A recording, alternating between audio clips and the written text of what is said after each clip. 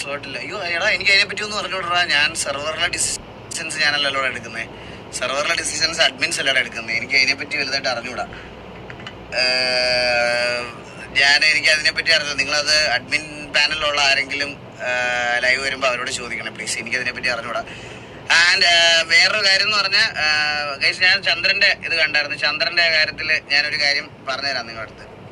അതായത് ഇവരൊരുമിച്ച് ഞാൻ നിങ്ങളുടെ അടുത്ത് പറയണത് ശ്രദ്ധിച്ച് കേൾക്കണം. നിങ്ങൾ RP കാണുന്നവർക്ക് ഇത് നല്ലതുപോലെ മനസ്സിലാവും. അതുകൊണ്ട് ഞാൻ പറയുവാണ്.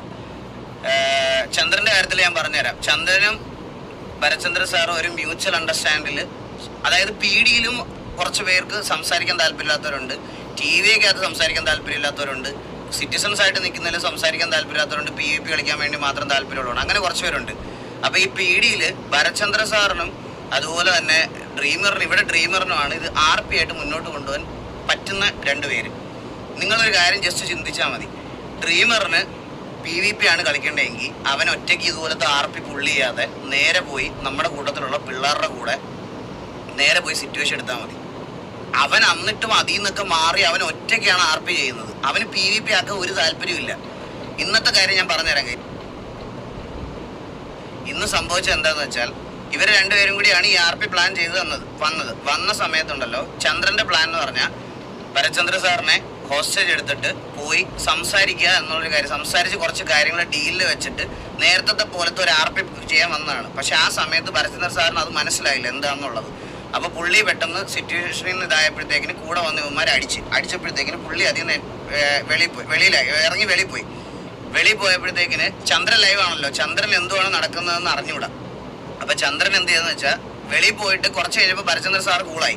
ഭരചന്ദ്ര സാർ പറഞ്ഞു നമുക്കിത് സിറ്റിയിൽ ഒന്നുകൂടെ ഗ്യാങ്ങുമായിട്ട് സംസാരിച്ച് റീസ്റ്റാർട്ട് ചെയ്യാമെന്ന്. ഫിയർ RP അവിടെ കാണിച്ചില്ല. ശരിയാ, നിങ്ങൾ പറയണത് ശരിയാ. ഞാൻ പറയണ ഫുൾ കേക്ക്. എന്നിട്ട് ഇവര് വെളിയിൽ പോയി ഭരചന്ദ്ര സാർ ഒന്ന് കൂളായിട്ട് തിരിച്ചു വന്ന് ഇത് സെറ്റാക്കാം എന്നുള്ള രീതിയിലായപ്പോഴത്തേക്കിന് ഈ ഡ്രീമറിന് ഇപ്പുറത്തെ സൈഡിൽ POV അറിയത്തില്ലല്ലോ. ഡ്രീമർ അന്നേരം നേരെ പോയി അവിടുത്തെ കൂട്ടത്തിലുള്ള 2 പേരെ അടിച്ചിട്ട് അപ്പോഴത്തേക്കും സിറ്റുവേഷൻ വീണ്ടും വേഴ്സായിട്ട് അഡ്മിൻസ് ഇടപെട്ടു, ഇതാക്കി. അവരിനി സംസാരിച്ച് അങ്ങോട്ടും ഇങ്ങോട്ടും ഇത് സംസാരിച്ചിട്ട് ബാക്കി കണ്ടിന്യൂ ചെയ്യാം എന്നുള്ള രീതിയിലാണ് ഇരിക്കുന്നത്. അത് നിങ്ങൾ ബാഡ് ആവണ്ട. അത് അവനും എഫേർട്ട് ഇട്ട് അവിടെ വരെ കൊണ്ടുവന്നതിൻ്റെ ഒരു വിഷമം, അതുപോലെ തന്നെ ഭരചന്ദ്ര സാറിനും ചിലപ്പം ആ ഒരു ഇതായിരിക്കും. ലൈക്ക് ഇതാണ് സംഭവിച്ചത്. അതിപ്പോൾ ഞങ്ങൾ വെളിയിൽ ഇപ്പം ഞാൻ സംസാരിച്ചുകൊണ്ടിരിക്കുകയായിരുന്നു ഡ്രീമറിനോട്. കേസ് ഈഗോ എന്ന് പറയല്ലേ, അത് ചില്ലാവ്, അത് ഫിക്സ് ആവും, അത് ശരിയാവും. എല്ലാം ഇതായിട്ട് പോയാൽ കണ്ടിന്യൂ ചെയ്യില്ല എന്ന് പറഞ്ഞാണ്. ഇല്ലാതെ അത് കണ്ടിന്യൂ ചെയ്യിപ്പിക്കാം, അതൊക്കെ കണ്ടിന്യൂ ചെയ്യിപ്പിക്കാം, സംസാരിക്കാം. നല്ല RP ആയിരുന്നു. ശരിയാ, നല്ല RP ആയിരുന്നു. സത്യമാണ്, നല്ല RP ആണ്. വിട് തെറി വിളിച്ച് നോക്കിയ ചന്ദ്രനെ. ഇവനെയൊക്കെ ഇഗ്നോർ ആക്കി വിടറാ. ഞാൻ നിങ്ങളുടെ കഴിഞ്ഞ വട്ടത്തെ കാര്യം ഇത് ഒന്നുകൂടെ റിപ്പീറ്റ് ആക്കുവാണേ. ഞാൻ ഒരു കാര്യം എന്ന് പറഞ്ഞാൽ നമ്മൾ ഇത് ഇത്രയും വേഴ്സ് ആക്കിയത് ആരാന്നറിയോ? ഇതിന്റെ കാര്യമല്ല ഞാൻ പറയണത്, ഈ RPയുടെ കാര്യമല്ല ഞാൻ പറയണത്. ഇത് ഇത്രയും വേഴ്സ് ആക്കിയത് ഇത് മര്യാദയ്ക്ക് പൊക്കോണ്ടിരുന്നപ്പം ആദ്യം തുടങ്ങിയത് ഇവന്മാർക്ക് വേണ്ടി സംസാരിക്കാൻ വരുന്ന കൊച്ചുപട്ടാളം ഇല്ലേ, ഇവന്മാര് വെറുതെ ആവശ്യമില്ലാത്ത കുറച്ച് കാര്യങ്ങൾ പറഞ്ഞ് ഇവന്മാർക്ക് ഗ്യാങ്സിലോട്ട് കിട്ടാത്തതിന്റെ അന്ന് തൊട്ട് എന്നെ അപരാധിച്ചു തുടങ്ങിയതാണ്. മീൻസ് കുറെ കൊച്ചു പട്ടാളങ്ങൾ വന്നിട്ട് അക്കൗണ്ട് ഉണ്ടാക്കിയിട്ട് എൻ്റെ അടുത്ത് വന്ന് പറയാം, നീ കാരണമല്ലടാ ഗ്യാങ്സിലോട്ട് കിട്ടാത്ത, നീ കാരണമല്ലടാ അത് കിട്ടാത്ത, ഇത് കിട്ടാത്തതെന്ന് പറഞ്ഞ് അവിടെ തുടങ്ങിയതായിരുന്നു. ഇത് തുടങ്ങി പ്ലേയേഴ്സ് ഇൻഡയറക്റ്റ് ആയിട്ട് പറഞ്ഞു നമ്മൾ ഈ സിറ്റിയിൽ എന്തായാലും ഗ്യാങ് ആവൂല എന്ന് പ്ലേയേഴ്സും പറഞ്ഞു തുടങ്ങി. അപ്പോഴത്തേക്കും ഞാനൊരുമാതിരി എന്തോ സെർവറിൽ പോയി കളിക്കുന്ന രീതിയിലായി.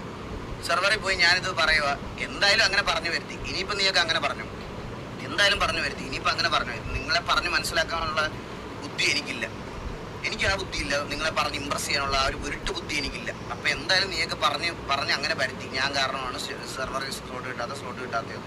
ഇനിയിപ്പോൾ അങ്ങനെയാണ് പറയാൻ താല്പര്യമെങ്കിൽ പറഞ്ഞു, ഒരു പ്രശ്നവുമില്ല. മനസ്സിലായോ? അതിൽ കൂടുതൽ എനിക്ക് വേറെ ഒന്നും ഡിസ്കസ് ചെയ്യാനില്ല ഗൈസ്. ഈ കാര്യത്തിൽ ഞാൻ ഇനി പറഞ്ഞല്ലോ, ഇന്നലെ ഞാൻ പറഞ്ഞില്ലേ, ഇനി ഇതിനകത്ത് സീറോ ഇമ്പോർട്ടൻസ് ആണ് ഇത് കൊടുക്കണേ. എക്സാമ്പിൾ ഞാൻ പറയുവാണെങ്കിൽ ഈ ഫോൺ ഇവിടെ ഇരിക്കുന്നത്, ഇനി അവർ ഗ്യാങ് ആയാലും ഈ ഫോൺ ഇവിടെ തന്നെ ഇങ്ങനെ ഇരിക്കും, മാറ്റമൊന്നും ഉണ്ടാവില്ല. അതുപോലെ തന്നെയാണ് എനിക്ക്. ഇനി അവർ ഗ്യാങ് ആയാലോ, ഇനി തിരിച്ച് ഇത് കോംപ്രമൈസ് ആയി ഗ്യാങ് ആയിട്ട് ഫോൺ ചെയ്താലോ ഒന്നും എന്നെ ബാധിക്കുന്ന കാര്യമേ അല്ല.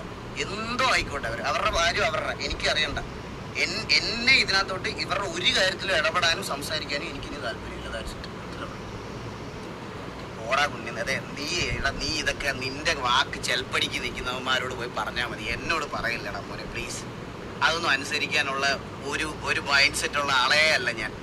നീയല്ല, ഇനി നിന്റെ ആരും എന്ന് പറഞ്ഞാലും എനിക്കിതൊന്നും അനുസരിക്കാനുള്ള ഇനിയൊന്നും പറ്റുന്നില്ല, മനസ്സിലായോ? അല്ലാതെ നിന്നെയൊക്കെ വന്ന് ഭീഷണിപ്പെടുത്തുമ്പോ മറ്റേ ഇത് പറയാനോ ഇതാക്കാനോ ഒന്നും എന്നെ കിട്ടത്തില്ല. നിനക്ക് ആള് മാറിപ്പോയി. അതൊക്കെ നിന്റെ കാര്യങ്ങളൊക്കെ നിനക്ക് പറഞ്ഞ് ചെൽപ്പടിയിൽ നിൽക്കുന്നവരോട് വേണം പോയി ഓടാൻ.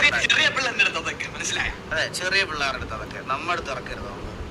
ഒന്നും പുറം നമ്മളെ ബാധിക്കുന്ന കേസുകളെ അല്ല. അപ്പൊ എല്ലാവർക്കും welcome guys, welcome welcome welcome welcome welcome welcome welcome to പറയാ. അഭിനയം കിട്ടില്ല, ഞാനും റെക്കോർഡ് ചെയ്തോണ്ടിരിക്കുന്നു. ആണല്ലേ?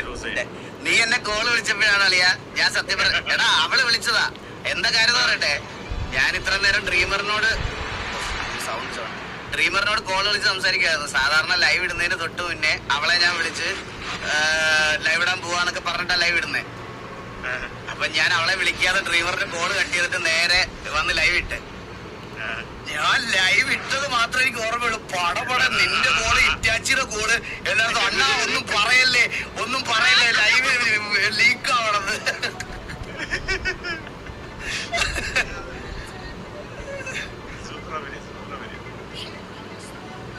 അപ്പൊ പിന്നെ ഞാൻ വിചാരിച്ചൊരു കണ്ടന്റ് കൊടുക്കാന്ന്.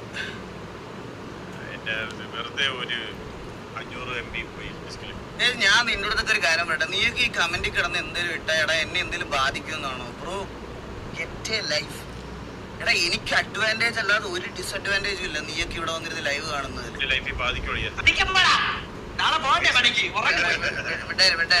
ഇത്രയൊന്നും കളിയല്ലേ? അപ്പൊ എല്ലാവർക്കും ചിയേഴ്സ്. അളിയ റെഡ് ബുള്ളിന്റെ ഇങ്ങനെ ഒരു സാധനം നിങ്ങൾ ആരെങ്കിലും കുടിച്ചിട്ടുണ്ടോ? ഞാനിപ്പോ ഇത് അങ്ങനെ കുടിക്കാറില്ല, എന്നാലും എനിക്ക് ഇത് ക്യാനല്ല, ഇത് വേറൊരു സാധനമാണ്. ഇങ്ങനത്തെ റെഡ് ബുൾ ഇത്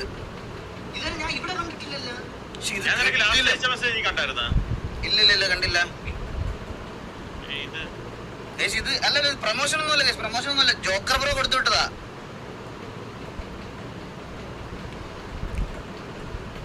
മോക്കിയുള്ള രീതിയിൽ എടാ അവനൊക്കെ എന്ത് അൺഡ്യൂ ചെയ്തോണ്ട് എനിക്കൊരു പ്രശ്നവുമില്ല.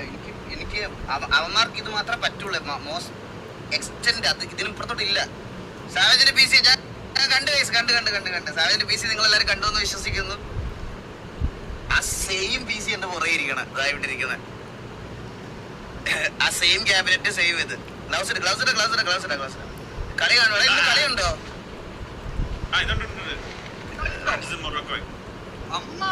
കളി ഉറപ്പായിട്ടും മൊറോക്കോ ജയിക്കും. എത്ര മണിക്കാ?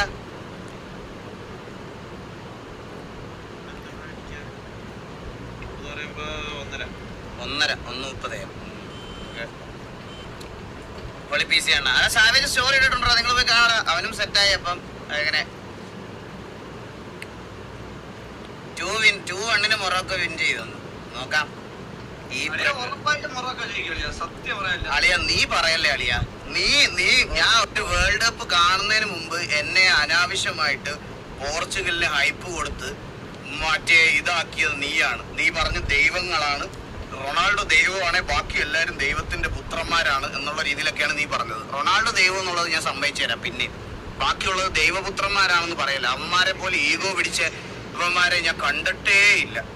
ഇജാതി ഈഗോ എന്നൊക്കെ പറഞ്ഞ സ്വന്തം ടീമിലുള്ള ആൾക്കാരുടെ ഈഗോ കാണിക്കാന്ന് പറഞ്ഞാൽ അത് അക്സെപ്റ്റ് ചെയ്യാൻ പറ്റിയില്ല. അറിയാ ഡിസ്പ്ലേ ക്യാപ്ചർ ആണോ? എന്തിനാ ഗ്ലൗ ഒക്കെ ഇടുന്ന? ഗോട്ടിന്റെ മേടിക്കാനല്ലേ? ഇതിനൊന്നും റിപ്ലൈ, ഇതിനൊക്കെ കളിച്ചതിന് ശേഷം റിപ്ലൈ ഉള്ളത്.